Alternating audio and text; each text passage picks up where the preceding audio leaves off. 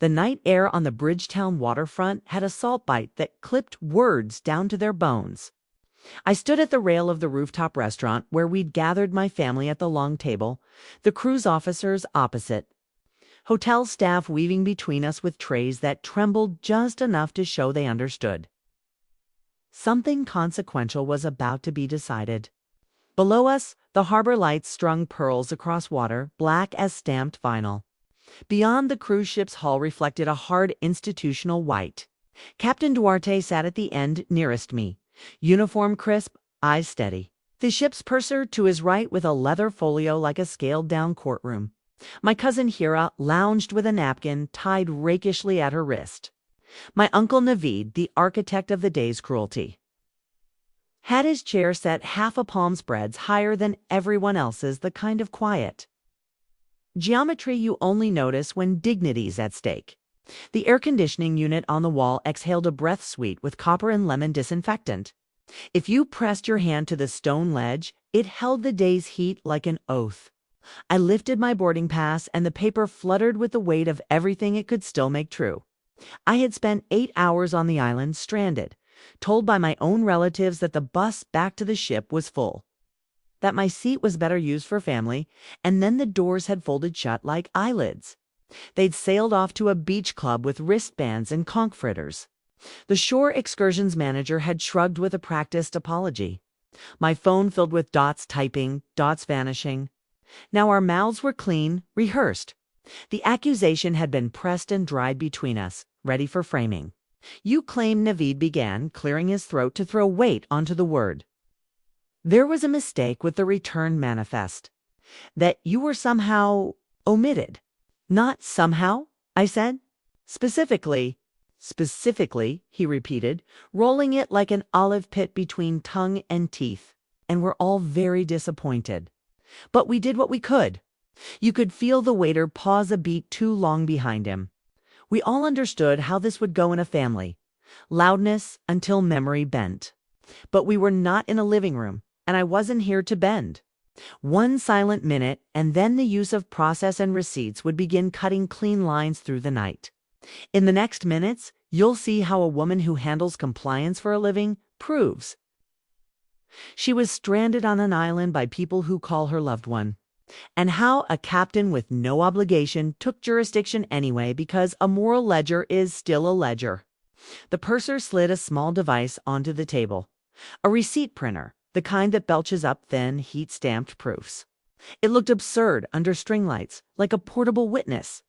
2 questions hung in the air like fruit too high to reach. Why I'd been left, and why after seeing a boarding pass that matched the manifest. A captain would announce the ship's support out loud where other passengers could hear. The 3rd question would arrive later, wrapped in a narrow envelope the color of a storm cloud. A gull shrieked, jealous and metallic. The tablecloth breathed in the night wind. The rooftop host had placed us in a horseshoe that gave the table a ceremonial center. There was a wet ring where a glass had sweated and then been moved, leaving a ghost circle like a missing seal. Hira whispered to my aunt, a palm raised to shield the words as if gossip needed a privacy clause. My younger cousin Bilal tapped his fork, then stopped when his father shot him a stare.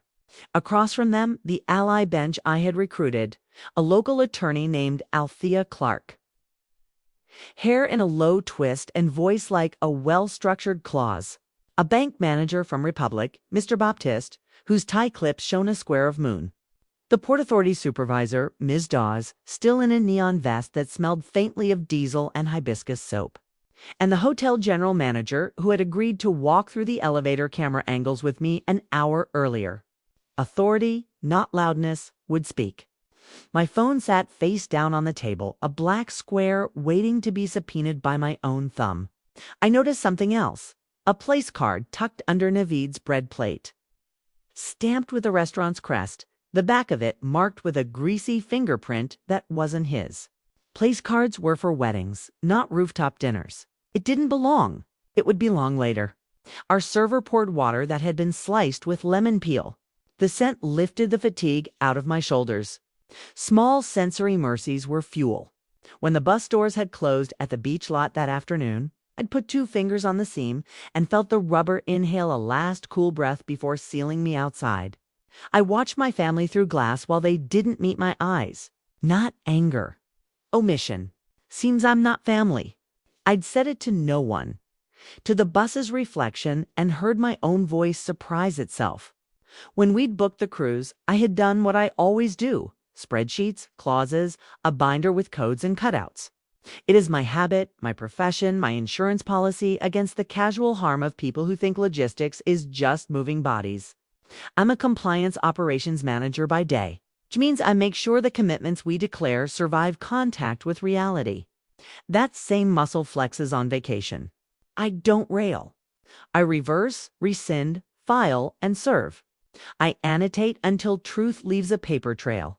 In the hotel lobby after the bus left, I took inventory like a first responder. I noted the time on the large analog clock because analog doesn't glitch when the power stutters. 3:22 p.m. I used the front desk phone because my battery had gone low. I asked the concierge for the excursion company's Aniland coordinator and wrote her name in the top left of a receipt. Marielle plus the last 4 digits of her phone. I asked for copies of the bus departure logs. "We can't," she said. "Data policy." Then a screenshot. She blinked. I added screenshot refusal to my notes. I asked the bellman whether the shuttle company had left anything behind. He mentioned a wristband found under a seat. I photographed it, time-stamped against the front page of the Nation newspaper so the date couldn't be argued. And then I sat with the quiet for 3 whole breaths because you must slow the blood to slow the mistakes. The smell of fried plantain drifted from the kitchen and made a bright dot against the exhaustion gray. I closed my eyes. I opened them. The air had the cool tin taste of a storm deciding. I called the ship's purser and then the port authority, because jurisdiction is a map, and I've learned to redraw maps with a pencil. The purser's voice had that trained neutrality. "We can't hold departure for 1 passenger.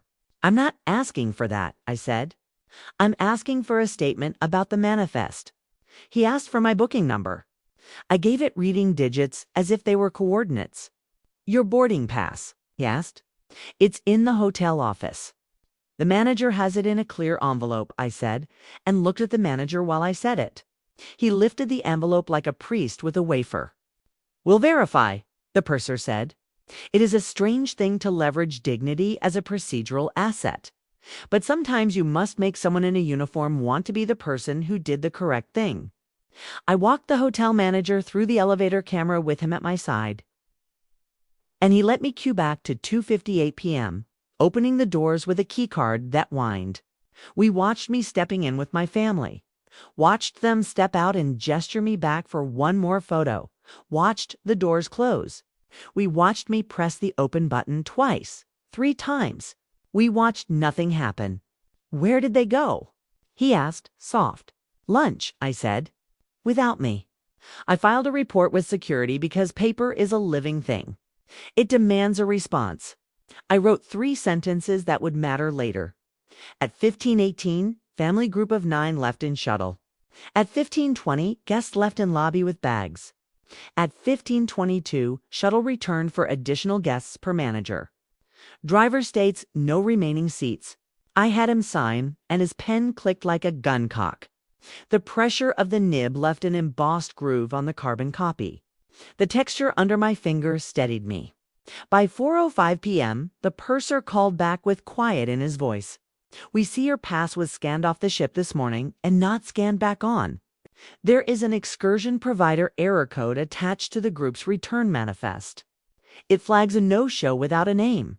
"Can you say that again more slowly?" I asked the way you ask a witness who doesn't know they're testifying. He read it again. I wrote the phrasing verbatim, including commas, because commas will catch a lie. 5 minutes later, Ms. Dawes from the Port Authority popped into the lobby like a woman stepping onto her own porch. The lobby smelled of lime polish. The ceiling fans made a low, damp hum that curled around her vest. "We'll get you back," she said. "But it matters how." I nodded. "It matters how," I echoed. We walked a paper path in reverse: excursion vendor, tour company, bus driver. At each door, I asked for a copy of what they wouldn't give. When they refused, I asked for a signed refusal slip. It's remarkable how many policies evaporate under the request for a documented refusal. By the time the first bolts of evening heat dissolved into a sea breeze, I had screenshots of the group chat where Hira joked about extra space on the way back, bank logs showing. Naveed had charged the beach club cabana to my card because points. A reversal email from my bank already queued with a freeze code on the card and an audio recording of the driver lawfully made, with consent. Because I asked on camera and he said yes, admitting. He had a list with one name crossed out and a mark next to 9 seats filled. The mark was a dot, not a number, but dots congeal into patterns. In my notes, I called it the dot of omission. At 6:30 p.m., I called an attorney. Althea picked up on the first ring because I started with what mattered. I won't shout. I'll use process and receipts. Then we're allies, she said. Bring them to a table. So here we were on a rooftop that smelled like grilled snapper and the remnant perfume of sunblock. My hair had dried stiff with salt.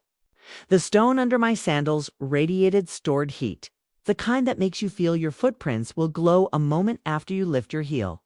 A light drizzle freckled the table and the captain's epaulets darkened by seconds, but he didn't move. He was making a record with his body.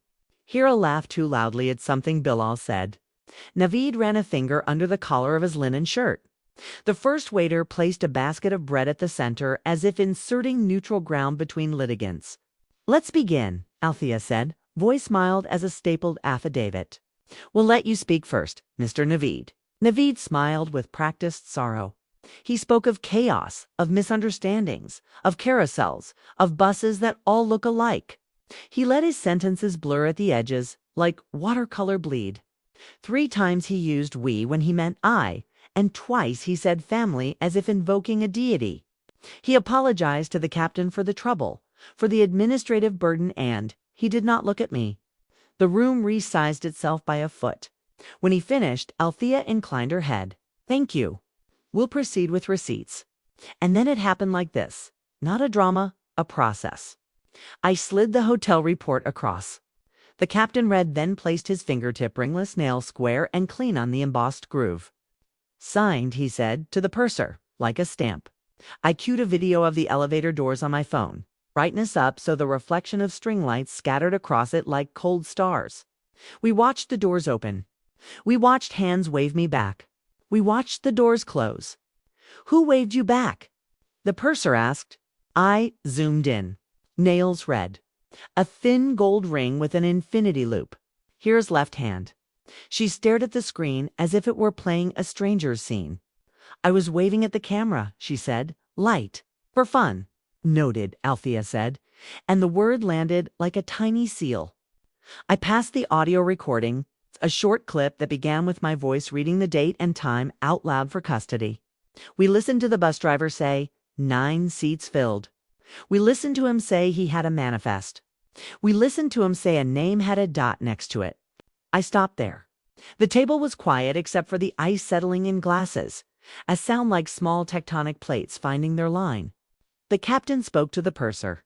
Cross-referenced the dot. The purser keyed into his folio. The receipt printer burped a thin ribbon. Passenger group return head count. K notation 9/10. It did not print my name. It printed the group booking code. That was the loophole, the place where a person could be erased in a way that left no blood on anyone's hands. And then the place card under Naveed's bread plate finally mattered. The restaurant crest, the greasy fingerprint. I slid it out gently so it made a whispering sound like tissue pulled from a box. On the back, in a hand that belonged to none of us, the name Akan. It wasn't mine. Mine is Anila S. Khan, initial always included.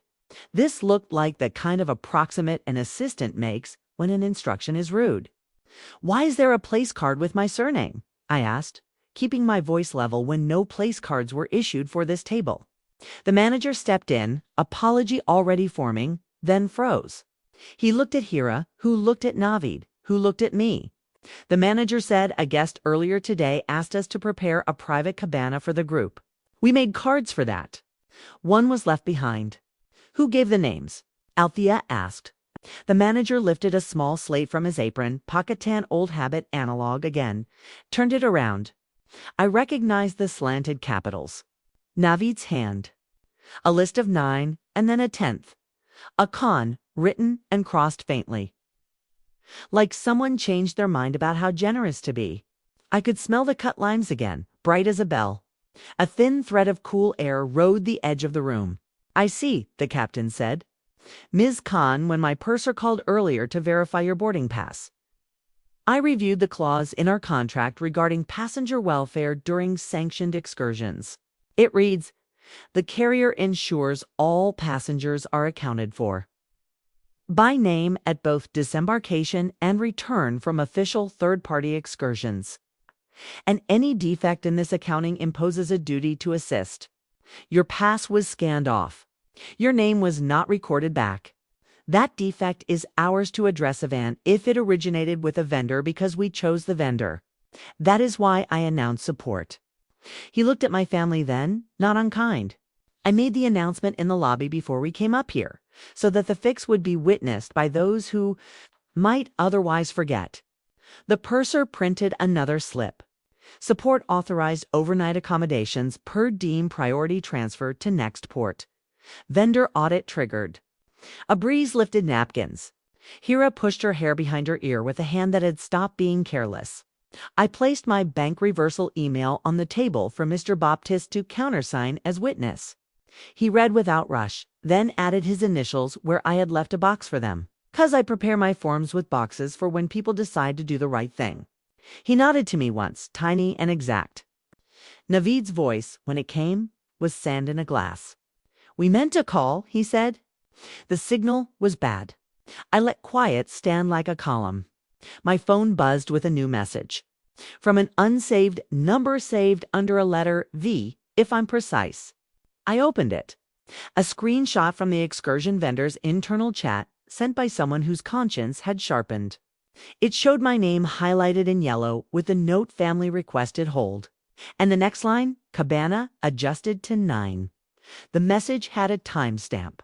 The vendor rep V had redacted the sender but left the clause number at the bottom of the form. Clause for group requested modifications. The redaction was sloppy. I could see the tail of an end process and receipts. Show it to me, Althea said. I passed it.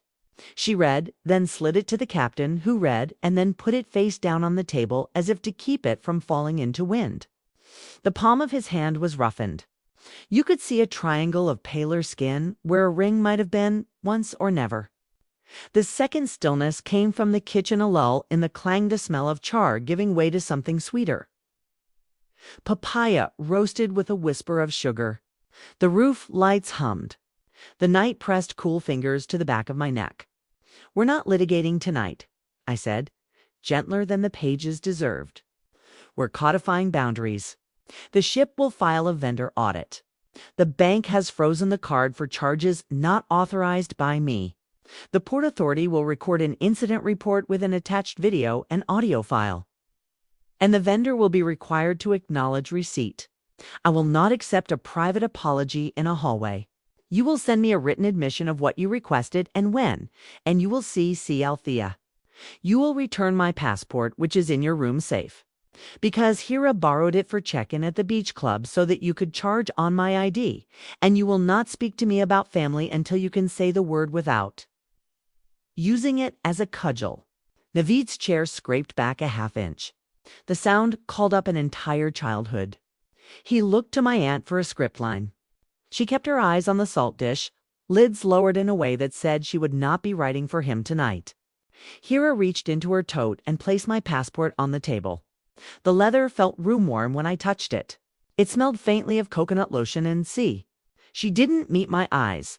We needed to tally the minimum spend, she murmured. Althea said, we will need an affidavit to attach to the audit. I'll sign, Hira said quickly, too quickly, the tell of a person certain that a signature is the same as absolution. It isn't. It is the beginning of weight. The captain stood. The sea wind folded his jacket against his ribs. Ms. Khan, per our policy, I can also authorize a seat on the next charter to St. Lucia, where you can rejoin at first light. The purser will escort you. The announcement will be repeated on board. The vendor will be suspended pending review. And the family. The purser asked, eyes flicking like a good actor's to the world outside the scene. They will make their own arrangements, the captain said. He looked at me then, a small apology for the parts he could not fix. The apology of a professional, not for what happened, for the distance between should and can. Before we leave, I said one more thing. I lifted the envelope the color of a storm cloud. The hotel safe deposit. Inside, a copy of the partnership deed for the family's rental property, Venture the One Navid, had floated last year with a warm pitch about keeping it all in-house. I'd signed light then, trusting a lifetime. Later, I'd read the deed had an audit right buried in a clause about seasonal occupancy reconciliation. A sentence that conferred authority to review financials and freeze distributions pending irregularities. It was a lever disguised as housekeeping. I am exercising my audit, right? I said, and handed the letter of notice to Althea to stamp with her pocket seal. The click of the seal was bright. Distributions are frozen pending a review of today's charges and any related misuse of member identification. Navid's face did a thing it didn't know how to do. His laugh arrived late and without its shirt on. Over a beach day. He said, "Be serious." "I am," I said. "Seriousness is a form of mercy." Billa, who had been silent, looked at me with something like relief. Children know the smells of rooms. They know when air goes from sour to clean.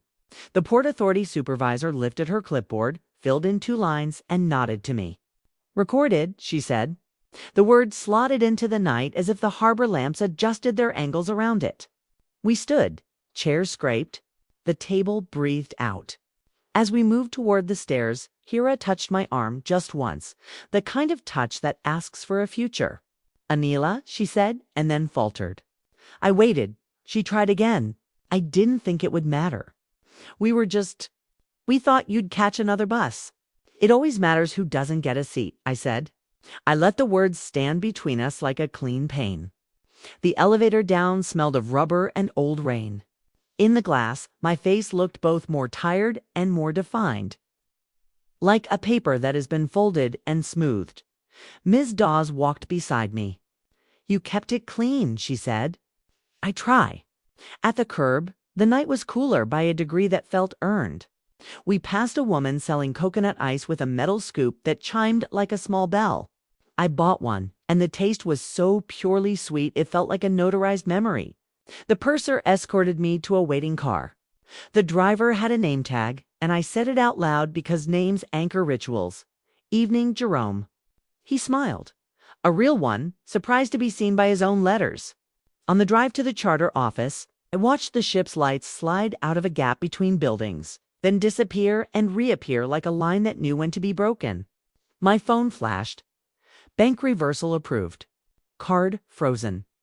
Audit case opened. Another vendor suspension pending. Acknowledgement received. Althea sent a text with a photo of the sealed notice and her signature, countersigned by the captain as witness. The photo's edges caught a smear of rooftop light and the ghost of a palm frond. In the charter office, the air smelled like printer toner and someone's citrus aftershave. A clerk slid across a clear plastic boarding card with my name, properly spelled, and an embossed stamp that left tiny ridges under my finger. I ran a thumb along its edge until my breath slowed. Outside, under a single bulb, I called my mother. She answered with the voice of someone who had been occupying a prayer. "Are you? I'm all right," I said. "I have a seat." "Good," she said. "Bring that seat everywhere you go." Her voice steadied. "And don't let them teach you the wrong word for family." A moth butted the bulb with absurd persistence. The air had cooled to the point where my skin felt like a page that had been put back in its folder. The next morning, the charter lifted into an early light that smelled of rain that had decided to hold off. The plane hummed like a vow. At St. Lucia, when I walked up the gangway, the captain met me in the lobby. He greeted me like a colleague. Passengers on couches looked up, watched, looked down. Some knew, some didn't. It didn't matter. The point is to leave proof, not applause. He extended his hand. "We've initiated the vendor audit," he said, low. "We will complete it." "Thank you," I said. "You didn't have to announce it." "I did," he said. "Some things are better when said where walls, remember?" I passed my family in the corridor later. They made a gap in their shape. No one reached for me. No one could quite not. I nodded a civil thing and kept my body under my own command. As I turned the corner, I heard Hira whisper, "We should fix it." It wasn't addressed to me. That's fine. Some repairs are not mine to manage. Back home, the ripples moved in the usual way, quietly, inexorably. The vendor sent a letter with anodyne words that still had to say what they had to say. The Shore Excursions manager's name disappeared from the weekly roster. The family partnership sent an interim statement with redactions where distributions would have been.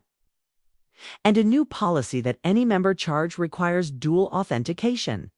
A donor to my aunt's charity board withdrew for reasons unarticulated in public, but obvious to those who know how social weather shifts. The group chat went from noise to silhouettes of blue. Weeks later, a cousin who had been quiet sent me an emoji of a charidiculous and perfect. I wrote back a single line that I knew would travel, seat secured, at my apartment. The light in the late afternoon slanted through the sheer curtains and made a rectangle on the floor that looked like a bordered certificate. I brewed cardamom tea and let the steam rose silver bright. I filed the final letter from the cruise line audit into a folder labeled Barbados Resolution. And I placed the folder on the shelf next to property audit and family correspondence. Not trophies, instruments. On my desk stayed the place card from the rooftop. It's the one with my surname and someone else's idea of my place. I kept it not as a wound, but as a specimen. I had written on the back in my own hand, full name, no approximate, and the date. Sometimes at night I touched the heavy paper and remembered the smell of lemons cooling a hot room. It's the exact way the captain rested his palm on the table to keep a truth from blowing away. A month later, a letter arrived that was quiet but correct, an apology from Naveed with the words, "My decision," in it, and no quotation marks around them. A check was included, not a distribution, a repayment and another paper signed, removing himself as primary manager of the partnership. The manager's role rotated to a neutral accountant. The letter smelled faintly of the envelope glue, and what I told myself was humility. You can decide to read kindness into almost anything if it keeps you honest. I walked to the pier near my apartment. The boards underfoot rough and blessedly splintered, so you remember you're not walking on stories. The water there is always a different color than it says it will be. I leaned on the rail, let the salt air stencil my lungs, and tested a sentence out loud to the waves. "Seems I'm not family." It sounded different now, more like a classification than a wound. A line item that simply belongs in the ledger where it belongs. I didn't say it again. The sea doesn't care for redundancies. The last thing I did was simple and material. I bought a wooden chair from a thrift shop, sanded it on my balcony until the dust made my hands look like a baker's, and painted it the exact blue of the Caribbean under a noon sky. I set it by my window. When people visit, I tell them it's for whoever arrives last and still deserves a seat. They usually laugh. Then they sit, and the chair holds. If you've been stranded on an island, in a room, in a family, here is the thing. You don't have to shout. Use process and receipts. Name it, file it, stamp it, serve it, and when the door tries to close, put your palm on the seam and keep breathing. If you want help drafting the precise steps or letters for your own situation, tell me where you're stuck and I'll help you build the record that holds.